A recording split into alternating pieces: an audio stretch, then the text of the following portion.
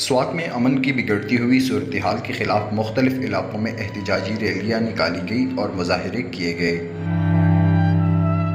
سوات کے تحصیل کبل اور خواجہ خیلہ میں بڑی تعداد میں شہری سڑکوں پر نکل آئے اور احتجاجی مظاہرے کیے۔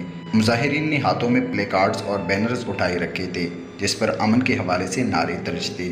مظاہرین کا کہنا تھا کہ سوات ایک سیاحتی علاقہ ہے اور یہاں پر ہم کسی بھی صورت میں بدامنی نہیں چاہتے، اس لیے سوات میں بحال شدہ امن کو برقرار رکھنے کے لیے حکومت اور دیگر سرکاری ادارے اس حوالے سے تمام تر وسائل کو بروئے لاتے ہوئے اپنا کردار ادا کریں۔ یاد رہے کہ رواں ماہ 8 اگست کو مٹا چپریال میں پولیس اور طالبان کا مٹا کے پہاڑی سلسلہ بالاسور میں فائرنگ کا تبادلہ ہوا تھا، جس میں ڈی ایس پی پیر سعید سمیت 4 اہلکار زخمی ہو گئے تھے۔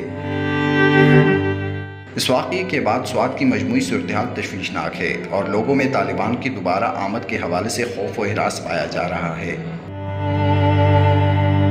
وقاص حرور، SportsStory.News۔